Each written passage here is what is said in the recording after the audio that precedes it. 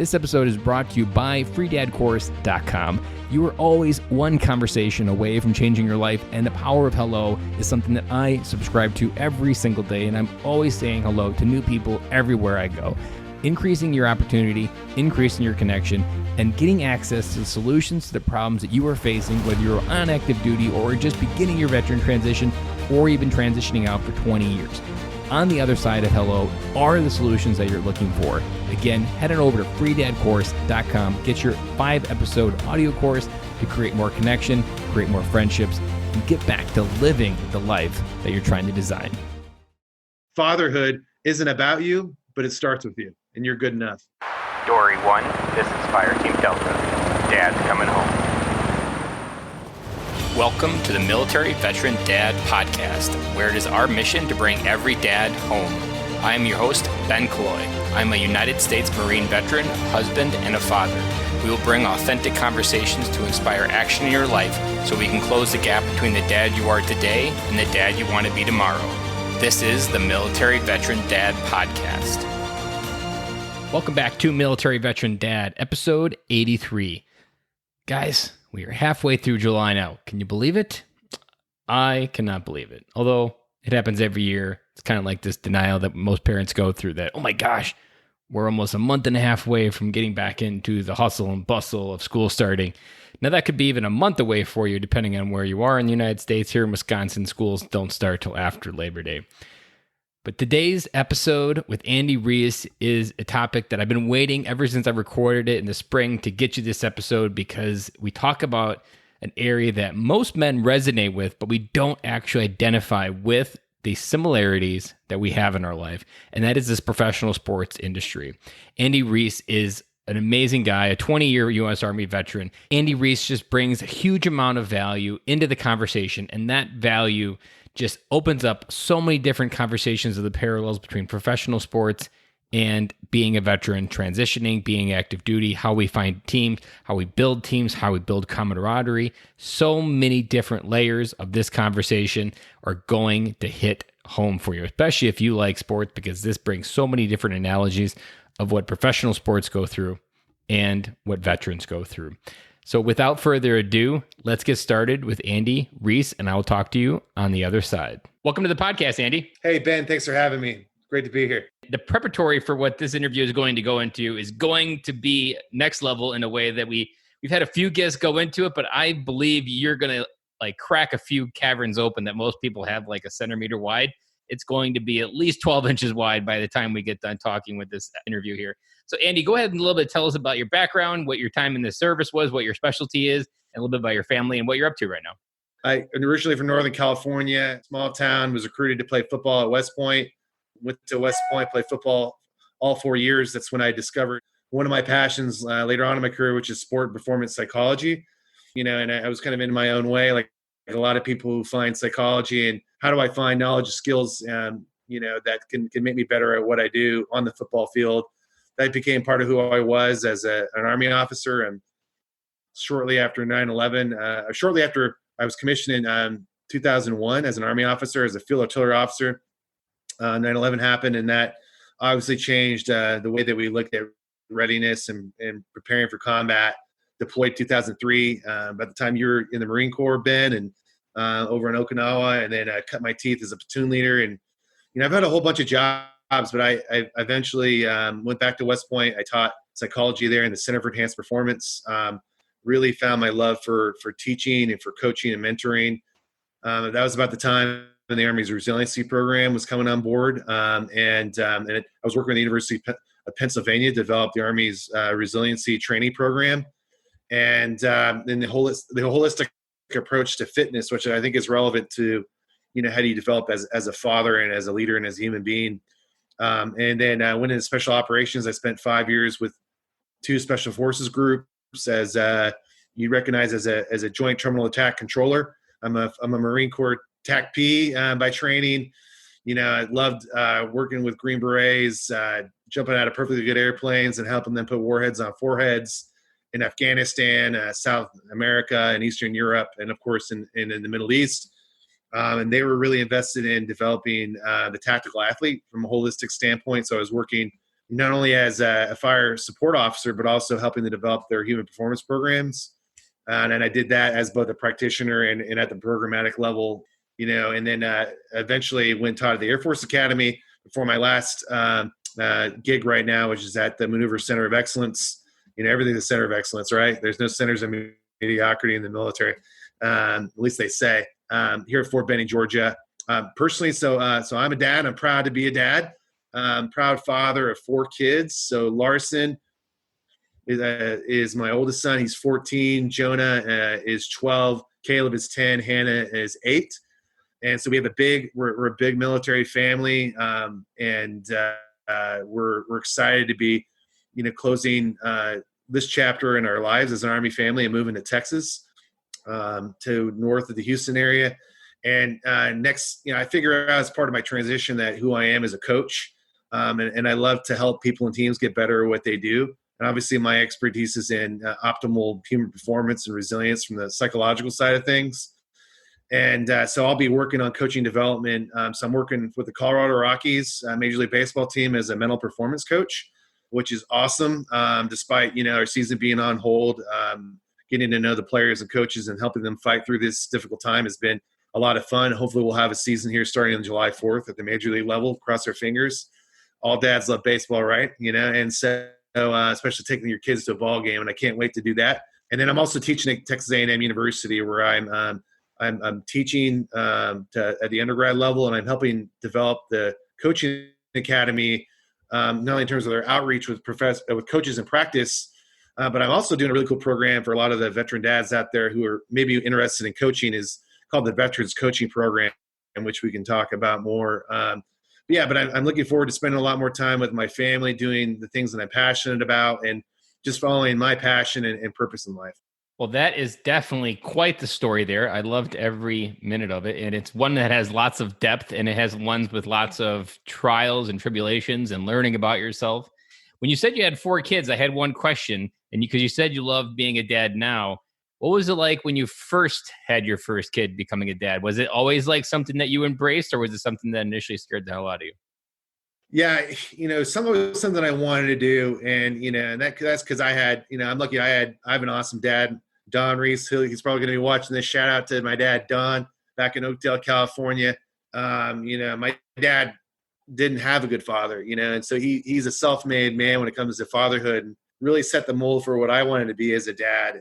And that's really difficult to do while you're in the Army, let alone you spend your whole career at war, and they're at odds with each other. I think 2005 when I had Larson, it was I was scared for sure. But I was super excited about being a father, and starting that journey that my dad started with me, and replicating that, and then trying to take it, like almost level it up. Like I think my dad, just really leveled up compared to his father and his father's father. And to me, to carry on that tradition of fatherhood and level up, but while doing it while I was a soldier was something I was really committed to. And then my wife is, just amazing too. And, she was a successful architect in Houston. He decided to unless she was going to go design Circle K's and Walmarts and the awesome places that the Army and the Marine Corps send us, she was like, hey, I'm going to be a mom. And it's very rare that you want somebody who's committed to doing that as a working professional. And you could appreciate that. But I think we just were all in on parenthood, and figuring that out. And of course, like, you suck at it. I mean, you suck at being a dad. Like, you don't know what the hell you're doing. And of course, my oldest son, Larson, was not the easiest kid. And I hope he's watching this too. But it definitely got a lot easier after Larson. And it's something that people don't often acknowledge, that like, if fatherhood is supposed to be something that you see as beautiful as the catalog with all the baby crap that you're supposed to be buying and all of these quiet moments and everything is kumbaya. But a lot of it is chaos and a lot of it is beautiful. But embracing the chaos, understanding that every dad, there's 1,000 dads, millions of dads every day that enter the first day they've ever done this day. And you just got to be kind of humble to that experience and just know that every dad before you has survived. And none of the feelings that you're feeling are permanent. I think that's something else I used to get trapped up in myself, that this season, this feeling of no sleep is something that'll just be permanent. Like, it's never going to change, that you just crave like that. I just wish I could go outside and play catch with my son, but he's still 6 months and you don't think that's ever going to come. But we don't really embrace the reality of consistent change with being a dad. Like every season has its lows and its highs. And when they're 5, there's seasons when they were 6 months old that I miss, even though when I was at 6 months old, I was craving for the season of 5. And it's often that duality that can really kind of almost deflate us because we don't get really happy with whatever season we've got. We've always wanted something different than what we've got. But once it's gone, it's gone. You never get it back. And that's something that a lot of dads don't embrace well enough. No, you're right. I think that if I was to look at my younger self, I think and like you said, it's like it's the mindfulness approach to where it's like embracing the moment for what it's worth, good, bad, or indifferent, right? And that is really a way of thinking deliberately in effective ways. And I think you just don't appreciate that, until you're actually in it, or like you said, when it's gone. That's the recency effect. There's a psychological term to that. But like I remember, especially the struggles, right? Because like you just want your kid to go to sleep, and I remember like just bouncing my kid around, Larson around the house, and like he was a colicky baby. He did not want to go to sleep, and he was so sensitive to getting him down. I just remember just getting so frustrated, and like why will he just go to sleep and stay asleep? And then but then I remember I look back and I remember finally getting him to sleep and sleeping on my chest, and my son fitting on my chest while I'm easing into the couch, trying to like not wake him up, and then falling asleep with him on my chest on the couch. I mean, I cherish those moments, and I couldn't wait till like his neck was stable enough. I was training for a marathon, right? And my favorite moments were my son loved to go. I run all over Fort Sill, Oklahoma on the back 40 there. And I put him in his jogger, man. We put so many damn miles on that jogger, my son and I just would love, and I would, and you're out in the middle of the country, and you get in you're kind of coasting along if you've been on a jogger. And I remember kind of put him in coast mode, and I got the leash on, and I could walk it to where I could watch his face, and see how much he enjoyed it. And he would do this thing where he would like rock forward, like he's trying to increase the momentum of me jogging with him. And I just appreciate those moments now. I know I appreciated them then, but I think that my ability to savor those moments definitely increased as you had more kids, because you get the chance to do a repeat. You get to do a do-over, right? Yeah. Like even my third kid, my youngest daughter, like I have been different because when I had my first, I was trying to go to school at the same time. I was going at nights, and I wasn't as present as I wish I was. And so every time is just an iteration to do better. And it's not maybe the perfect analogy, but I've been using this quite often, that my kids love building stuff with Legos, and it'll often break. And growing up with Legos in my own, I kind of embraced this philosophy that an opportunity when Legos break is just an opportunity to rebuild it better. So every time you mess up, that just gives you a better opportunity the next time, either with the next kid or maybe the next day, just to rebuild it better and get stronger with it. That's right. And actually that, for your listeners out there, that's actually called the growth mindset, and you probably heard True. Yeah. Yeah. Carol Dweck at Stanford University came up with it. And it's like, hey, it's not about what happens to you, and a mindset is a pattern of thinking. Right. And so, that's either both conscious and unconscious. Right. But if you can see every opportunity that you have as an ability to be able to get better, specifically 1% better. If you've read James Clear's book about atomic habits, 1% is very palatable, right? I think anybody can do 1%. Anybody do 1%, right? It's those power of those tiny gains, knowing that you're gonna screw stuff up, and like you said, it's trial and error, right? And is that but as long as you're trying to move the needle through every experience that you had as a father, and it's your most important mission and job that you have in life, then I think that's really what matters. And stop being so damn hard on yourself. Yeah, that's something we were talking about before the podcast started, that because the military desires perfection with our maneuvering, our drill, our precision in executing our weapon, the rehearsing of it to make sure that procedure happens in an execution level that's near flawless.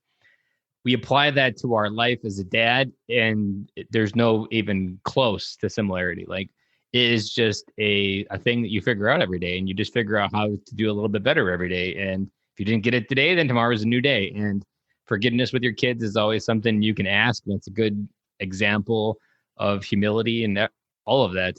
I want to go maybe a little bit forward or backward before we go forward.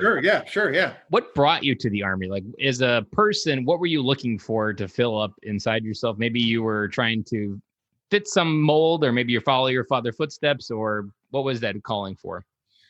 Yeah, I mean, it was mainly through inspiration through my sister and my brother-in-law. I do have a family tradition of serving in the Army specifically. My dad was in the Guard.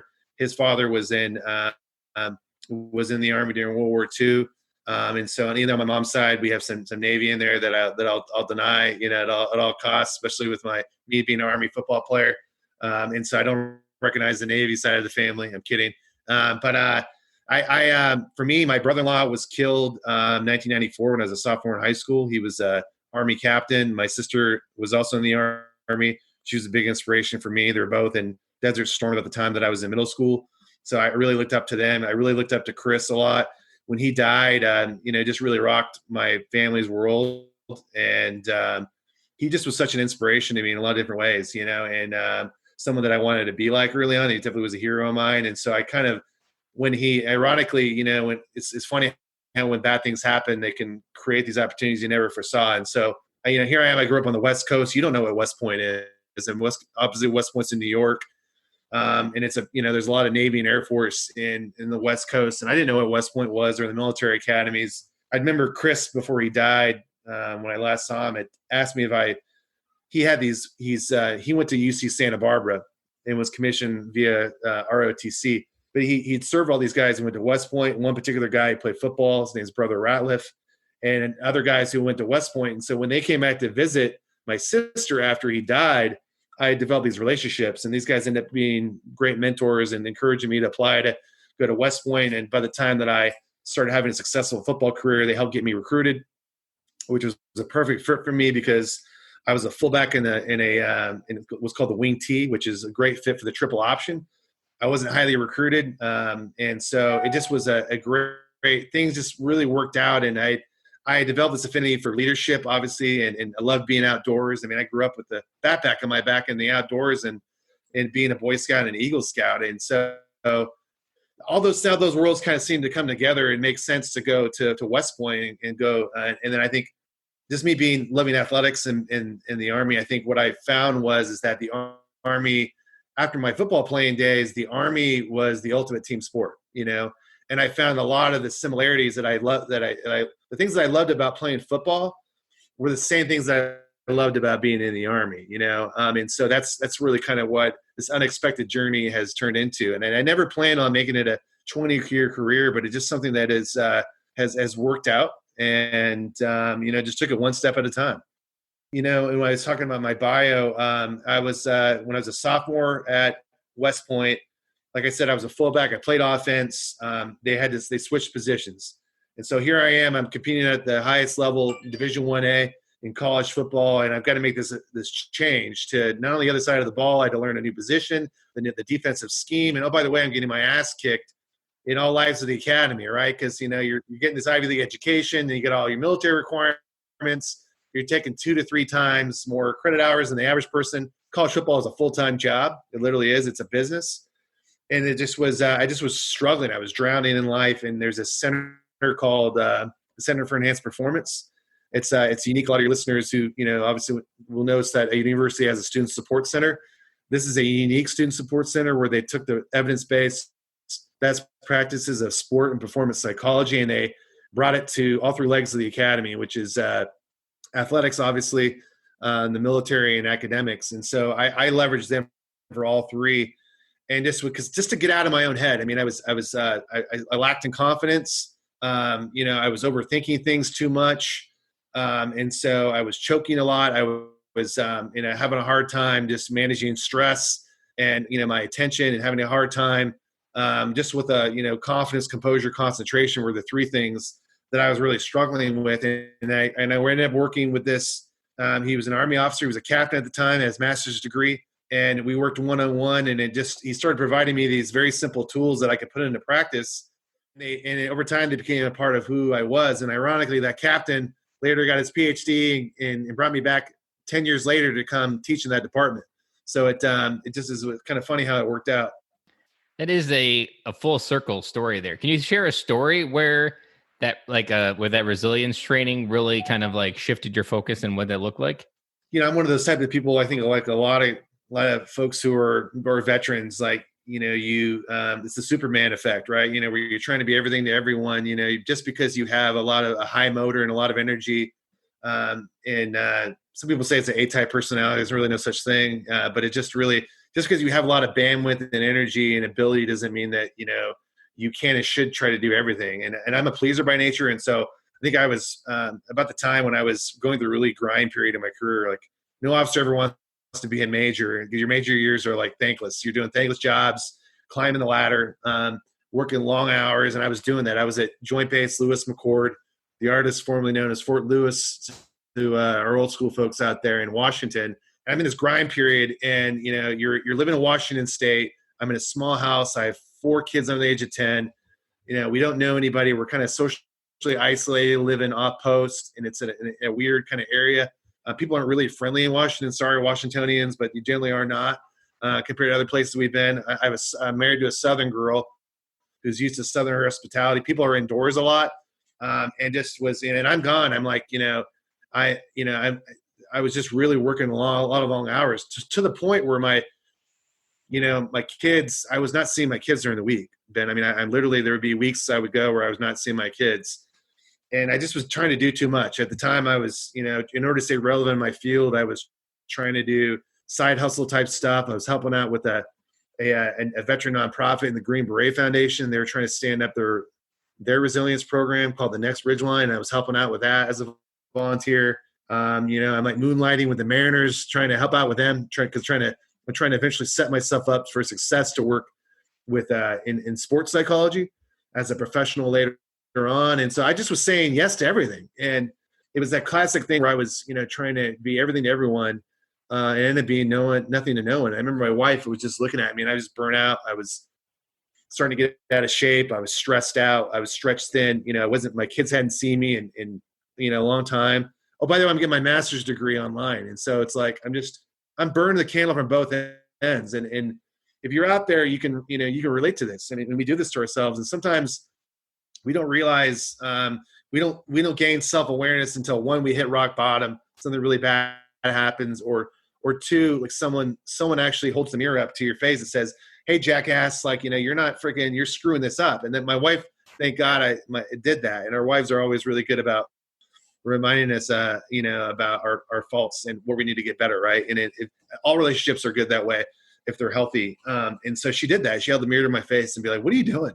Just looking at me. And I just remember, having this aha moment, to where it's sinking in about that, how overextended I was. And then I just kind of went back to the fundamentals of what, I had been teaching, and trying to really, in terms of managing my energy. You talk about so many different angles there that we overwhelm.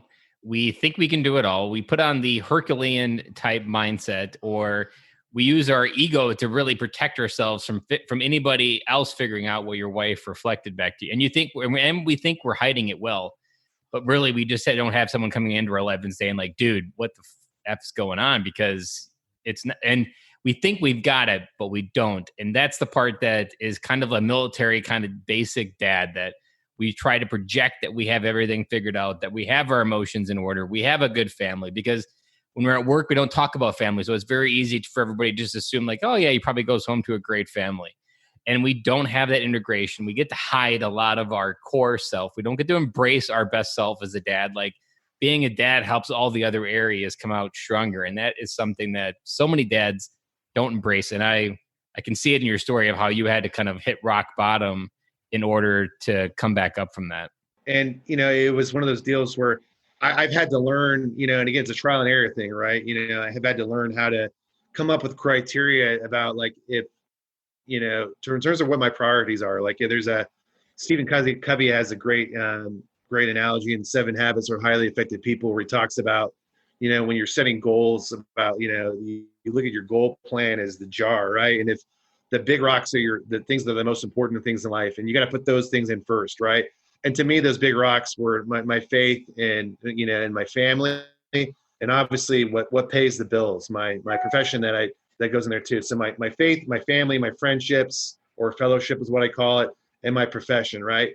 Those big rocks take priority over everything else too. And then everything else, you have to identify what are the pebbles, what are the sand, what's the water that you can then fill up around it that should support what those priorities are. And I think part of your criteria of developing, filling up your goal plan, making your goal plan and your jar is understanding it. If it's not a hell yes, then it's a no. And not only is it a no, but how do you say no to people? Especially if you're like me and you're like a pleaser, and you have a demand for your attention and your energy, which are your most precious resources, by the way. A lot of people think it's time, but there's only that's a finite resource, but your time and your energy are within your control, right? And so getting really good about that and treating them like resources to where it's like, is it contributing to what my goal plan is and supporting those big rocks, or is it taking away from that? And I think understanding that is super important to determining what's worthy of your precious time and energy. And you hit another great point there, because I was a people pleaser, still am a little bit, but I've moved past it.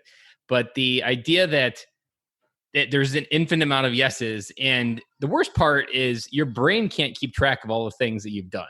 And because we generally don't have good habit practices with time management, of having things in our calendar, scheduling our to-do list, everything seems possible in the moment because your brain just kind of forgets it until you need to do it. And someone walks into your office at work and says, hey, can you do this real quick? And you had all these other things you're supposed to get done. But in that moment, it seems like, yeah, I can do that. I want to be a good friend to you. I don't want to screw you over. And you say yes. And what you also don't realize is probably he mismanaged his time and he's trying to get you to bail out, or you think that this is going to hurt the relationship. But then the other side, when you learn to say no, you also realize that it's okay. Like he's like, yeah, that's okay. I'll try to get it done myself or something. Like it's never as devastating to say no as you tell yourself in your head. And that can be such a crux of a crap to get stuck into, because you don't see a great way out of there. And go ahead.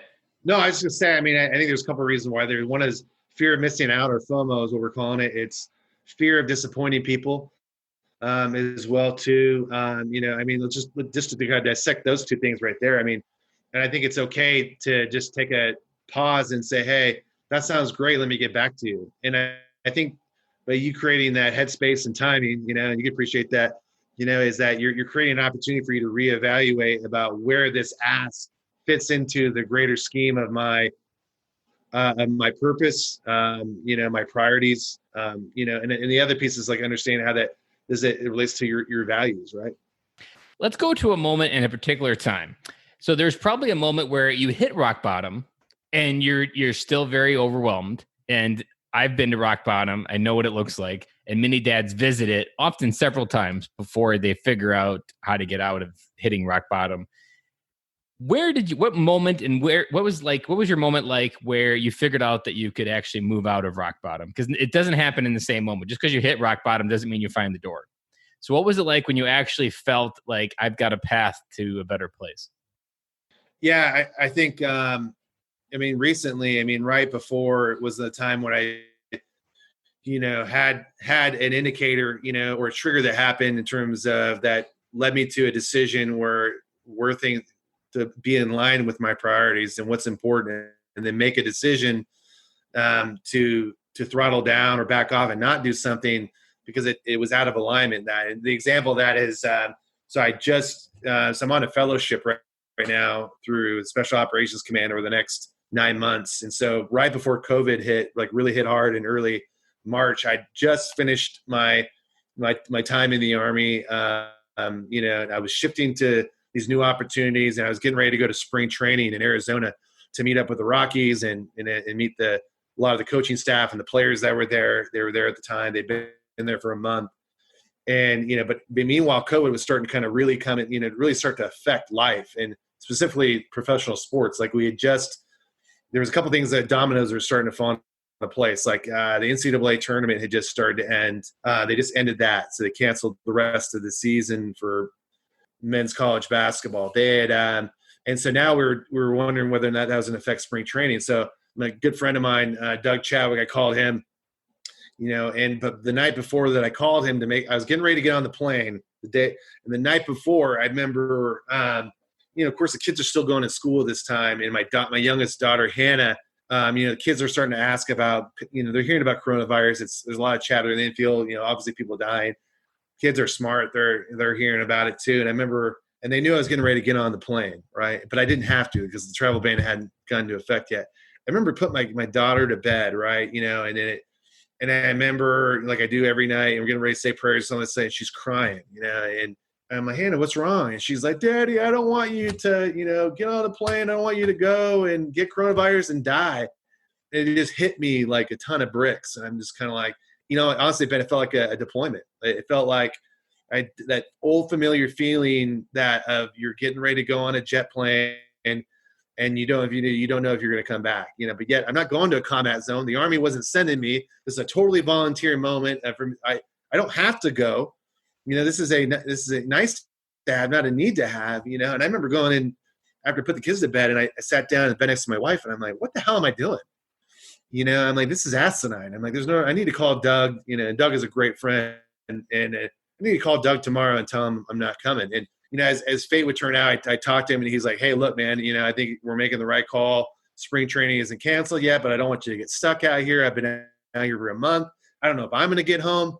Let's just call it off. And sure as shit, that night they canceled spring training and now here we are, And so it just reassured me that sometimes you got to listen to your gut, and what your kids are telling you. As a dad, you have to listen to what your kids are telling you and listen to what your heart and your mind is telling you, and to inform you to make good decisions that are aligned with your purpose and your priorities. And just because you made a decision doesn't mean you need to keep that decision. Oftentimes I feel we overcommit to our commitment, and it's kind of like a hell or no hell way of like, we're going down this road no matter what. Even if it's a dead end, I need to go down this and prove that I was at least half right. And we can pull back at any moment. We can course correct. And I use it like in my life, every day is a crazy kind of chaotic, because I've never been a stay-at-home dad my entire life. Every day is a new day that I've never done anything remotely close to what I've done. And like for the first 3 or 4 weeks after I lost my job, it was chaotic, stressful, but every day was just a new opportunity to let something go from the previous day, try something new, and just keep reiterating, but not getting so caught up in the process of it's got to look a certain way, it's got to go this way, and then take feedback. Or something else that I also learned through the stay-at-home dad process is you're not the only freaking guy that's been doing this. There's stay-at-home dads all over that their wives are the ones that go out into the workplace and they stay home and take care of. It's like, once I found them, I was like, oh my gosh, I got this whole network now that I don't have to crowdsource my own ideas of myself. I can help shortcut my learning. And that's something we also suck at as a dad. We don't reach out for help. We always internalize that we are the only ones having this problem. I got a question that I was thinking about as you were talking about the Rockies and your sports and also in the Army. So most men idolize sports, football, baseball, as something that's almost religious for most men.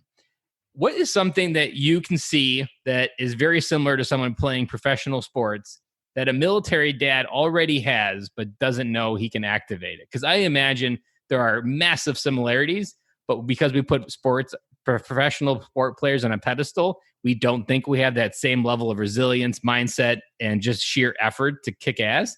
But inside, if we really believed it's there, I believe we have a lot of similarities. So I'm wondering what you see comparing like what we see, what we have, and that professional sports player just figured out how to unlock it. Yeah, I know. I think that the number one thing that jumps out to me is the competitive mindset, right? And what that means to compete. And to me, like when working with elite tactical athletes, working with elite sports athletes, working with leaders in business, the people who are really successful at their craft or what they do have this competitiveness. I know a lot of your viewers are probably watching The Last Dance, and the ultimate competitor is Michael Jordan, right? And you're seeing the benefits of that, but there's a cost to that too. But I define competition, as the process of continual improvement, starting with yourself to make yourself the best possible, performer that you can, in a way that's, holistic, mentally, emotionally, physically, spiritually, those, and then professionally, right? I think, looking at those areas and knowing that you're never going to fully arrived, you embrace the process of continual improvement. And through that process of you becoming the best version of yourself, you're going to automatically influence others, right? You can only control yourself, how you think and how you act and react. We know that. But, how do you influence people beyond yourself is by becoming the best version of yourself in those areas. And then you will eventually influence others that are, especially the ones that are closest to you. It becomes a byproduct of that too. It will come out of you naturally. Right. And I think that, really good military leaders, athletes, really good athletes, they compete, at everything, so they compete at their craft as a baseball player, their craft as a coach, their craft as a military officer or an enlisted member, an NCO. And, but sometimes people forget about taking that competitive mindset, that pattern of thinking, and applying that to being a dad. Like, I'm going to compete my ass off to be the best dad that I can today, knowing that I may fail, I may screw it up. But if I'm getting 1% better at being a dad, even though I failed, I've learned something that made me better. That's going to move the needle, right? Over time, you're going to be a way better dad, over a number of years than you were than when you started, right? But the competition piece is huge, and I think the next piece is the tribe. You hit on it earlier, right? The best athletes know that they can't do it themselves, right? It takes a team, it takes a village, it takes a family. That it's not just a nuclear family. It takes, there are other people who've done this long before you have. There's a lot of other experts that are out there, and so who are you surrounding yourself with that is helping you to become that best version of yourself as a father, right? So I would say those two things, competition, specifically competitive mindset, and tribe. Those two were beautiful. And I could put a cherry on the competitive one that I've really, so the part that we are living in today in 2020 is the comparative trap, that everybody has a better life on Facebook and Instagram than you do now. And you desire that. And that difference in that gap internally makes you feel like shit. And that continually repeats. And that muscle getting stronger just makes you feel worse and worse. And very often we always compare our beginning to someone else's end. Like, someone listening to this might think that, man, I wish Ben's such a great dad. He's so far up ahead of me. But don't compare my end to where you're beginning, because I was at the exact same spot that you were. I just decided to start a podcast to help people come up behind me, because I wanted to know that there was other dads out there that were on the same struggle, that had the same problems. And when you think of the competition, the perfect way to explain the comparative, only person you should be competing and comparing yourself is the guy that you were yesterday, not your neighbor, not someone else, yourself. How do you compare to yesterday? Are you better? Did you figure out, improve on something? Like, that is what you're talking about with that 1%. Compare yourself to yesterday. And that's the only person that should be comparing, because everybody else has their own shit. And that's what nobody really talks about. And like, you can see the one version, but everybody has some, even people that make $1 million. And Jim Carrey, I saw a quote from him recently that said, like, I wish everybody could just make $10 million and realize that it doesn't make everything go away. Because they all have their own problems. That's right. That's right. Yeah. And I think that's what competition is not, is that the traditional way of thinking is that competition is you versus me, and I think social media just enhances that lens a little bit too. But if you choose to see competition as, like you said, is that I'm better than yesterday, that I beat yesterday, then you're doing it right. And I think that's what you can control. And then the things you can't control, you let it go, because it's not worth your precious time and energy. No, you can only control yourself. And even if there's like things like, whether it be between a marriage or a relationship with your kids, no matter what happens, like if there's an outcome and you're like, there's no way I can fix this, it really pissed me off, whatever happened, there's only two good questions if you want to focus on control. What did I do today that led up to this moment happening? So like, try to diagnose, like, did I do something earlier that kind of like set this motion? And then what could I have done to actually prevent it from happening? Like, was there something that I could control that would have prevented this moment? And you can just remove the whatever happened from the situation. And again, just focus on how can I make myself 1% better tomorrow? And there was another thing that I also hear with Tom Brady is a good example. Like, you could think Tom Brady being a perfect football player, perfect quarterback, he's got it all together and he can do it all on his own. But what you don't realize, especially in football, and I don't know what the actual ratio to coaches is in baseball, but in football, I know it's really high. There's a coach specialty for every single thing within football. No quarterback knows how to do it himself. No one masters all the offense. No one masters all the defense. Everyone has like 15 different coaches in their life because they can't know it all. So they go to the people that do to enhance their own life, whether it be money, whether it be relationships, whether it be a dad, whether it be your career. There is a coach for everything. And the military mindset says that because you don't ask for help, then that all of that gets closed off. But literally, to change your life, there is someone out there that can move it forward. In whatever category you feel like you need the help, there's always someone ahead of you. You just need to find someone that's got enough advice that can help you pull you where you want to be. And we suck at that, but it's one of the core fundamentals of how performance is improved in sports. Like, you literally have coaches around you, and oftentimes the average of the 5 closest coaches is the average of your performance. That's right. You're absolutely correct too. And I think we don't think about that when it comes to fatherhood, is that who's my Mount Rushmore, or my, you can look up the idea about having an personal advisory board when it comes to, someone on your personal advisory board should be somebody who's maybe advising you, who you really look up to as a father, and talk you through that. Because I would say that is arguably your most important performance in life, is being a father. Nobody dies, sits on their deathbed wishing that they were a better soldier or Marine or a better businessman. It's all about the people who are there with you, and so I think you got to invest in that early and often. And you also hit on something that military dads and performance have in common in a negative way. We both prioritize the wrong thing. That we idolize our position on the field, and our entire identity comes from that uniform we put on, whether it be a sports uniform or whether we put it on as a military uniform. It becomes who we are. It becomes everything we are. And we idolize who we are when we put that on. But we never really idolize who we are without it, and acknowledge the people that idolize just for being you.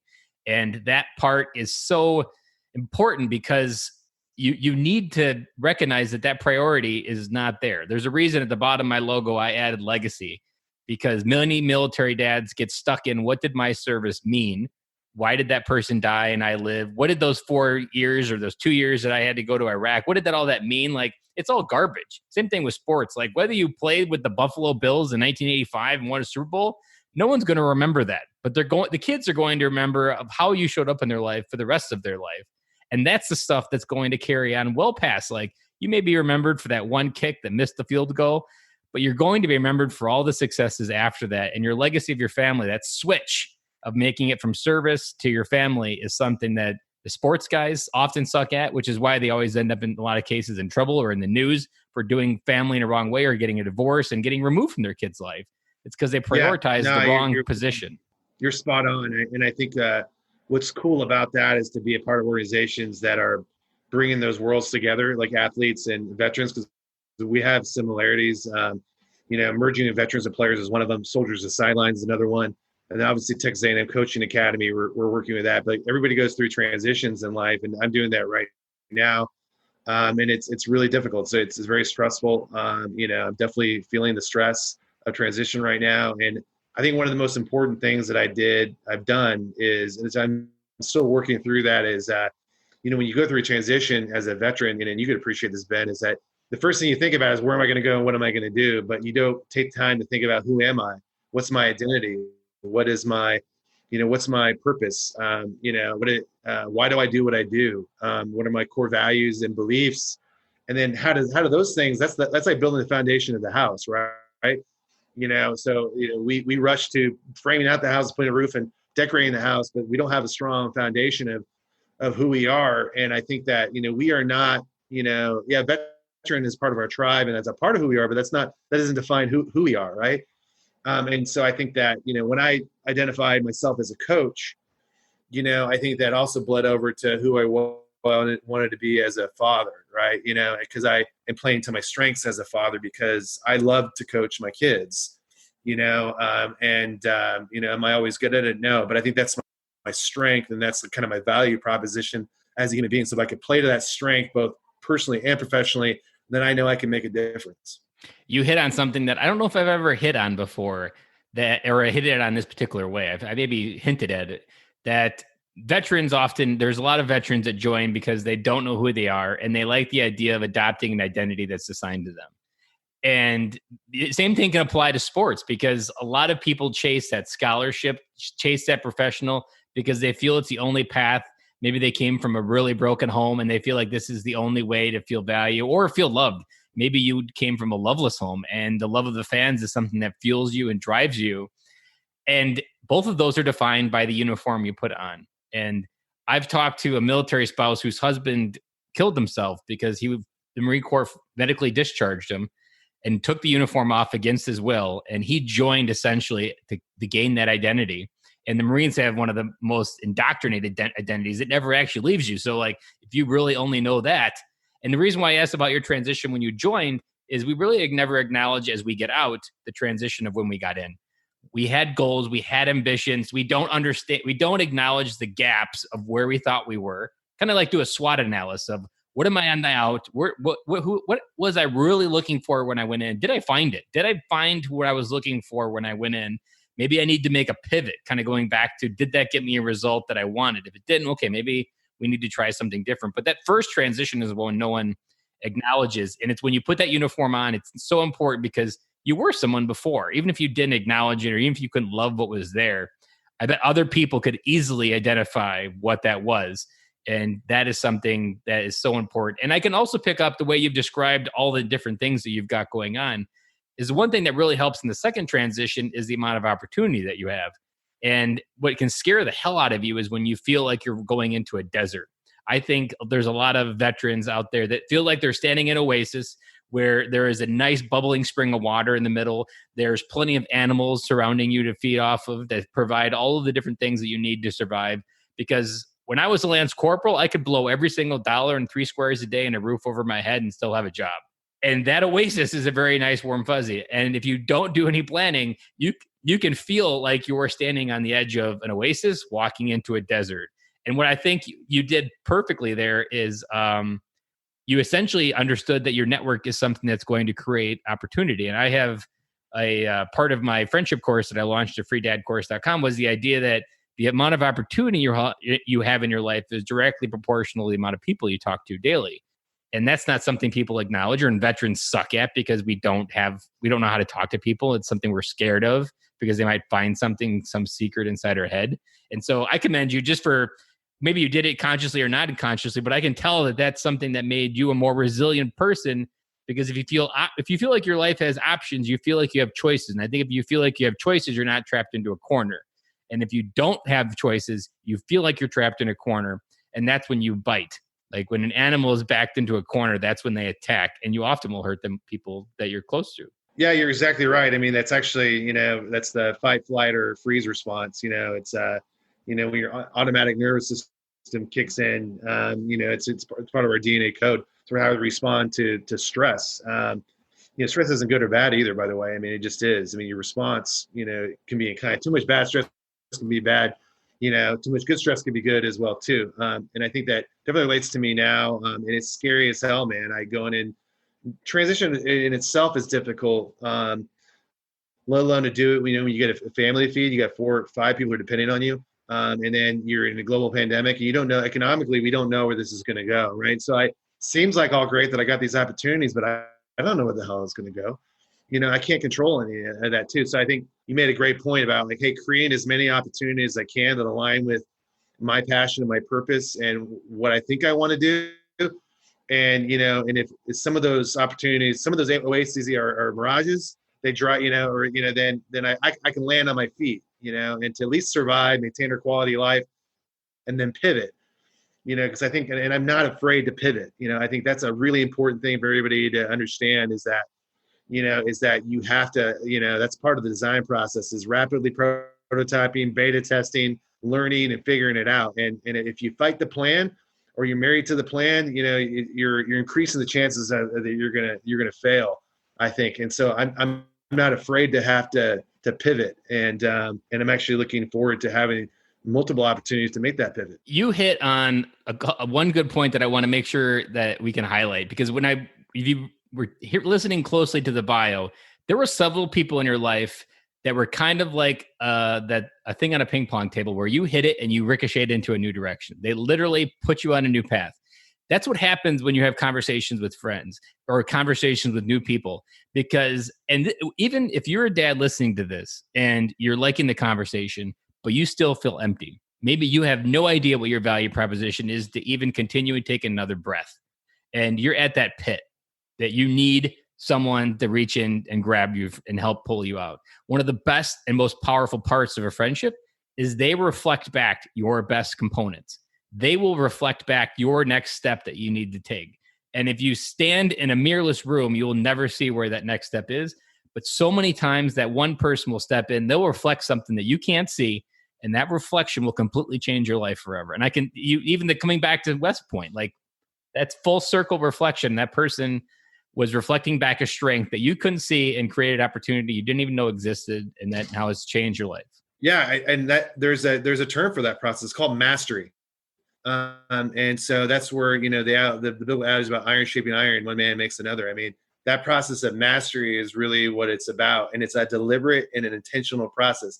It doesn't happen by accident, but you have to take the first step, like you said, by being a friend and seeking friendship, and I think that's, that's creating the opportunity for mastery to really happen. Is that something, I don't know the answer to this question, so I may be curious. Is that something professional athletes suffer, that they kind of internalize and they don't create friends? They kind of just become an idol versus someone that actually values human life as a connection? Yeah, 100%. I mean, especially at the professional level, you'd be shocked that, I worked with a lot with the NFL, and I was shocked. Like one of the first clients that I worked with on the consulting side with professional sports with the New York Jets. And there was a guy who, we were talking about getting to know your teammates, and you'd be surprised at the number of people that didn't really know their teammates. And I think that, it's a shame, because they have their professional life, they spend their time in their locker room, they do their craft, but then the social and task cohesion, the social cohesion, the task cohesion is there, but the social cohesion is not there beyond their time in the locker room, right? When we did a poll of a group of players with the Jets, and it was you would, I won't give you the numbers, but it's you would laugh at the fraction of players who actually really knew more and details about their players than probably than what you would know about a stranger that you've never played a game with, let alone an entire season for 5 years. So it really shifted the paradigm in my mind about how little these players know each other. And same thing when I spent a lot of time with the Seattle Mariners, and they were were really seeking to lean into that, especially with their team captains, guys, I won't name it by name, but that are going to be first ballot Hall of Famers who, we're trying to figure out, we take it for granted, our leadership training in the military, but the things that you and I would, are like breathing air and drinking water were not inherent to them, as far as how do you build this camaraderie in a clubhouse that extends beyond the clubhouse, right? Because that's when people come together to start working towards a common purpose. And so I think athletes struggle with that a lot, and it's especially when they leave their sport, and they struggle mightily because athletes don't have the resources we have as veterans. I mean, there are over 500 veteran service organizations that are out there. There's a name for it. It's called the Sea of Goodwill. And there's not even nearly a fraction of those for athletes. So when I see those tribes coming together through organizations like Merging Veterans of Players, it really makes me happy, because these are people who are going through transitions that can lean on each other in that tribal community through things that we're good at as dudes. Like, hey, let's go roll and do some MMA together, and let's sit down and let's have some discussions, because we're all going through this crap together. Transitions aren't unique to veterans, but if we create an opportunity to make those connections, then good things are going to happen. You just hit it right out of the park, to use a baseball terminology there as our sports conversation continues. And I never visualized this comparison, but I want to, because you probably might enjoy it as well, that there's often a scene in a lot of movies when they protect military members in war, and they'll always be showing a picture of their kids to their other soldiers, Marines, whatever it may be, airmen, of when they're gone, like who's they're waiting for, whether it be their wife, their family. They're always sharing common pictures, and the unit cohesion that creates of, if I see that guy in trouble, his wife isn't going to get to hug him when he gets to go home. I'm going to have his 6. And if you don't have that kind of connection that like they know their kids' names kind of, I can imagine that equally translates to the amount of Super Bowl rings they have, because that cohesion on the field, that's exactly what you're trying to do when you're doing it. And money isn't the primary motivator, whether they tell you it is or not. It's trying to achieve an objective that we can all go back home to our families without a concussioner, for example. That feeling is something that moved mountains. And I think, I don't know this perfectly, but I'm pretty sure this is part of the science and why Patriots have become such a dynasty, because of that cohesive family that coach brought to it. Like, I don't know how many of them know each other names, but they probably do very well, because they fight for each other on a level that I don't think a lot of teams do. And you're talking to the very crutch of what men need in their life. For millennia, we survived in a tribe where it was never on us to do all of the work. There was always someone else to teach us how to hunt. There was always someone older. There was always someone younger. We always had these rite of passages, and we always had someone to share the load with. Like, if life got too heavy, we would just get more people around us to lift up together. And without that, there's almost a certainty that life will give you more than you can handle. And I would say the more you make, probably, as far as money, the more that weight feels even. And having a team that can feel it with you and lift it, like, that is so powerful on every aspect of what it means to be a dad. Because there's kind of a joke in the Marine Corps. I don't know if I created it or if it's a running joke, but in the Marine Corps, your back is the first thing they abuse. And it's not, if you want to lift something, you don't get a fork truck. That's a stupid idea. It just means you need more Marines lifting it. Like, if I had $1 for every time I lifted something with like 15 Marines around instead of getting a freaking fork truck. And there's a lot of life lesson in there that if you can't lift something, that just means you need more people around you to lift it. And it's a certainty that life will give you more than you're able to handle. And we don't honor that basic part of our core DNA that says we are a tribal species. We thrive when we are around people, and we thrive when we're working together as a cohesive unit with a common goal. And it sounds like you can see it now once it's kind of, we paint it in this particular way within sports, that it's what's going on in the off season. Are you guys playing with each other? Are the kids hanging out? Like, all of that connection happens before the first football is even thrown. Yeah, and I'll give you an example of that. I mean, what's great is that, in Major League Baseball, when you don't have a season, you started to get the Zoom thing going, just like everybody's doing everywhere, and you would think that baseball, like when the season ends, guys are split into the wins. I mean, they're all over Central and South America. They're all over the United States. And so how do you stay connected, right? And how do you stay connected in the global pandemic? And, when we have these Zoom calls, it's a very deliberate, intentional thing that the first thing that we talk about is not about baseball. It's not about the 5 tools and fundamentals. We're talking about, how are you doing? How's your family doing? And we're bringing the kids in, and we're talking about, it's something that's going on with our family. And that's the things that endear us to each other, right?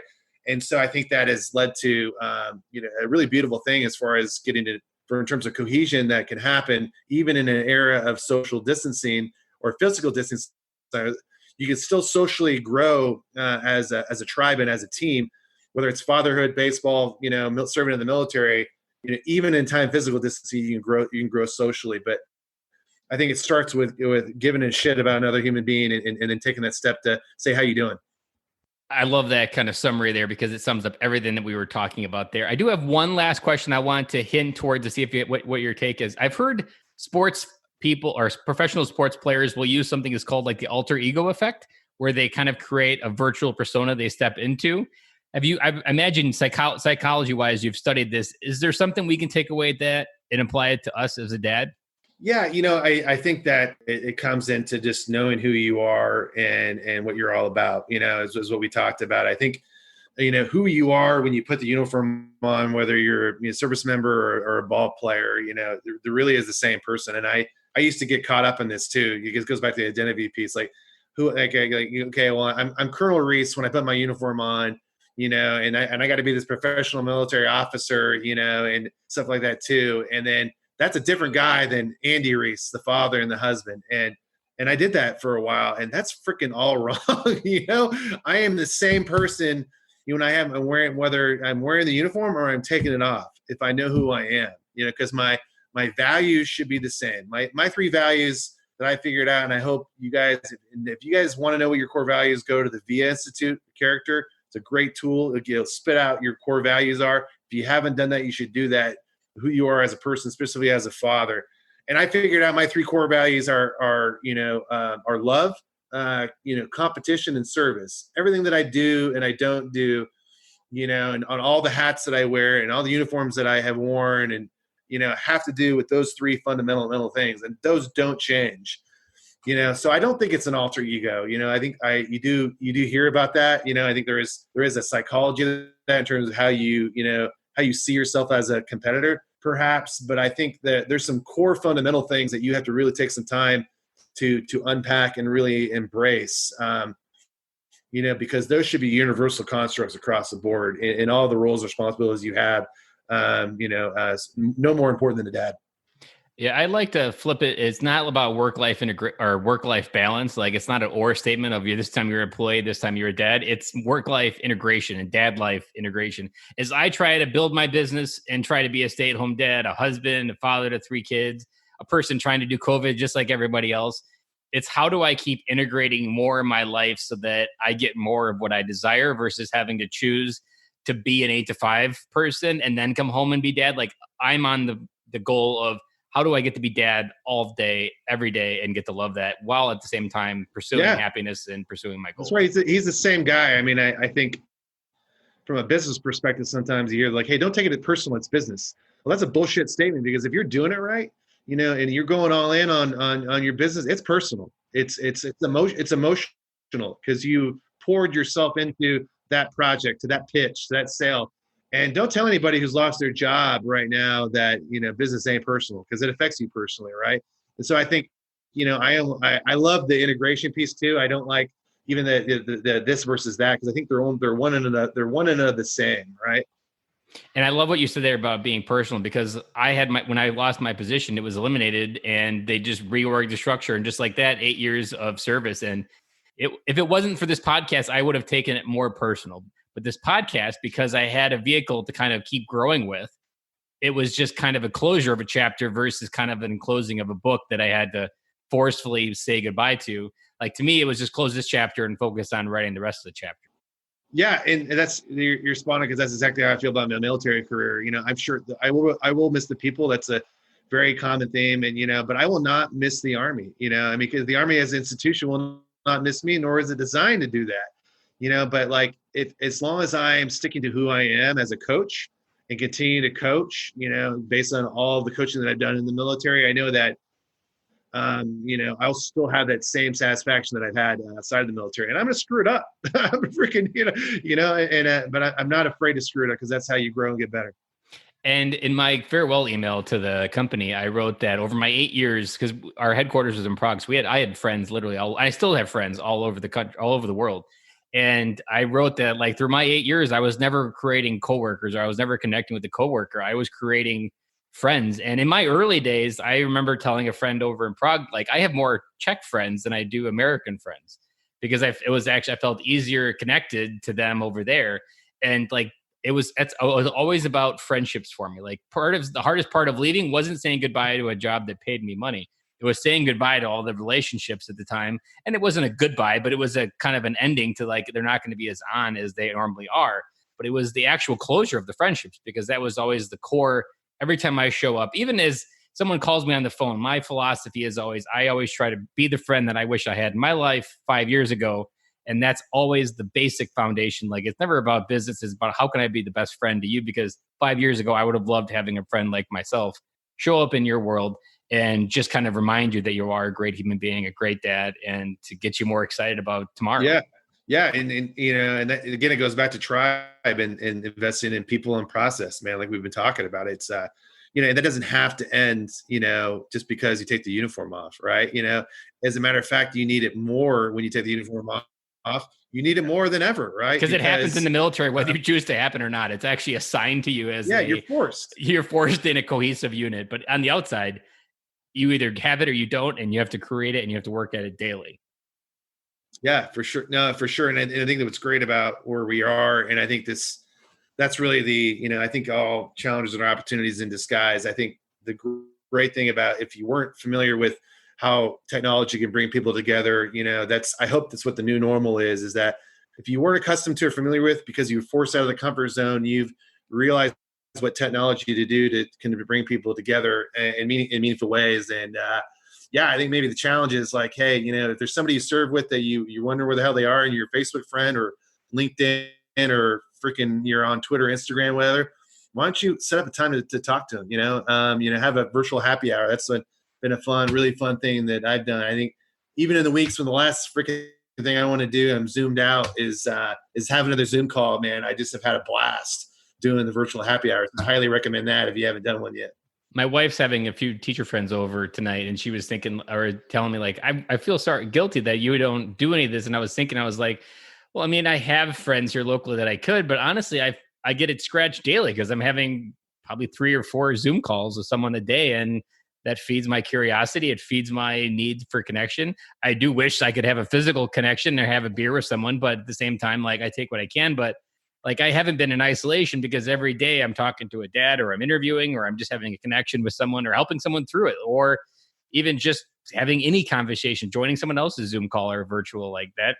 Like just, you can do it in the very simplest ways. Your brain just convinces to make it super complicated. So Andy, as we wrap up this interview, I've absolutely loved it because we went in a place that I wasn't expecting to in this interview, but we found some very good comparisons. And I feel like many men understand the sports world. So I think that comparison will easily hack and untranslate the stuff that we have going on in our head today. So I have one last question. What's a parting piece of advice you want to leave for military dads? It's kind of like one of your best nuggets, something that you wish someone would have told you on day one that you could maybe gift us on other people's days, day 1 or day 350. Yeah.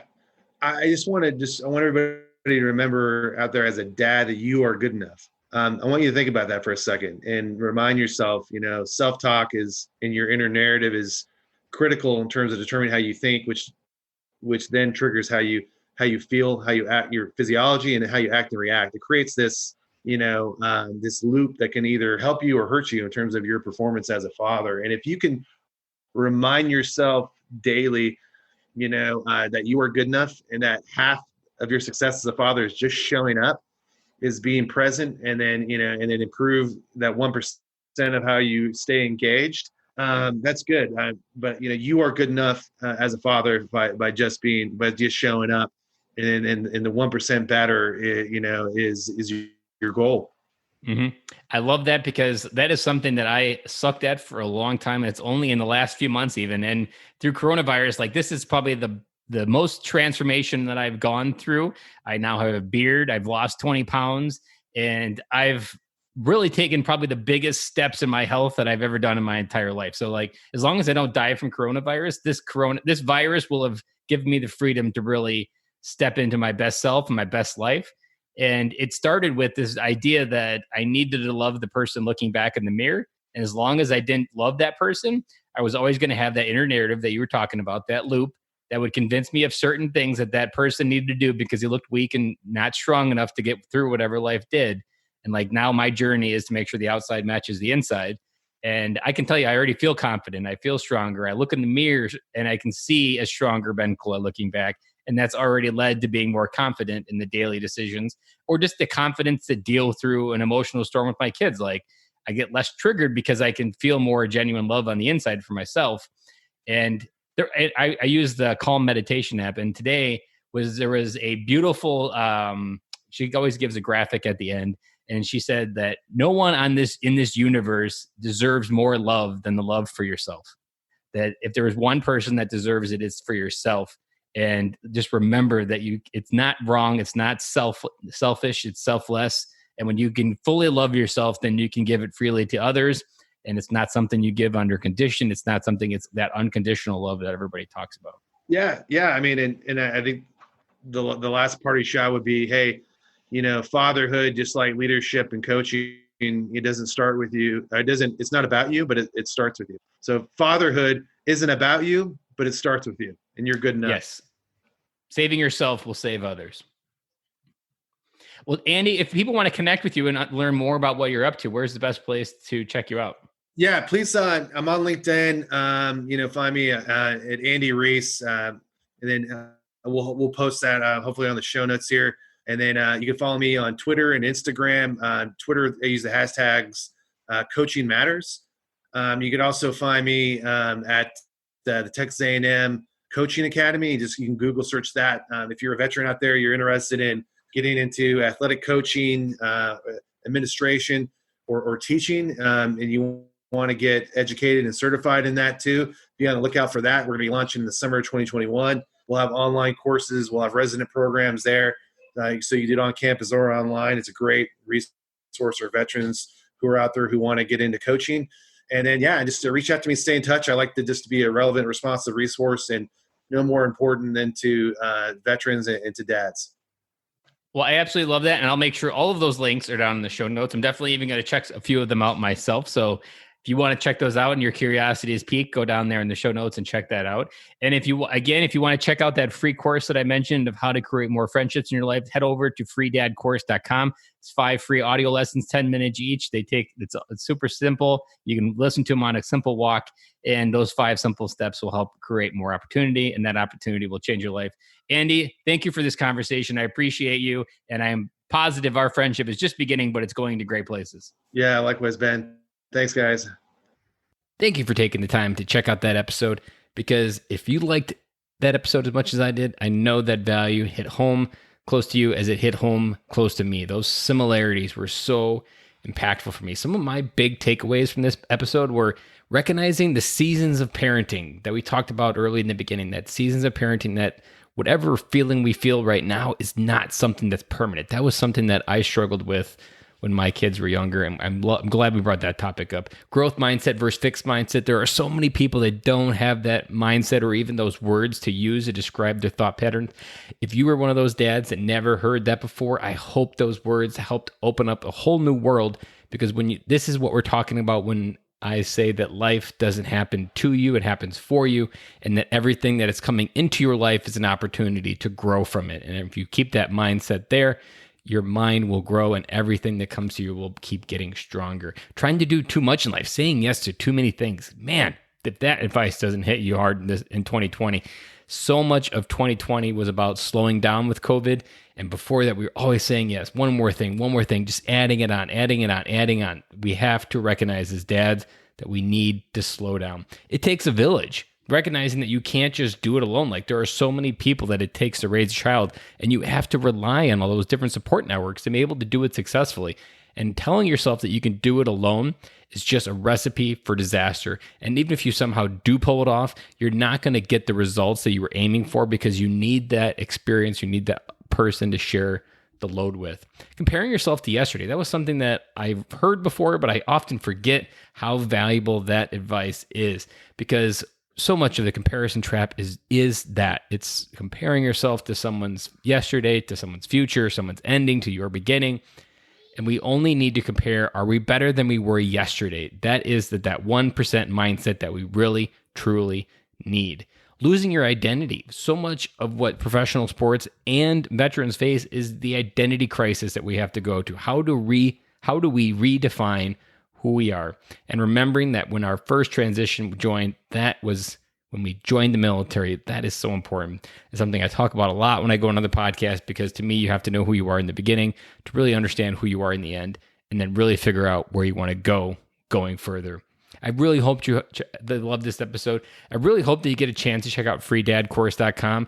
Those friendship courses there, I've already got some feedback that those dads that are listening to that course are loving what they're hearing, and they're already applying it in simple ways, in ways that may not seem obvious with COVID, but there are still opportunities every day to spark up a conversation, to create new friends, because those friendships help change my life. And I hope that this course at freedadcourse.com changes yours. And so with that, I'm going to sign off, and I will talk to you guys again on Friday.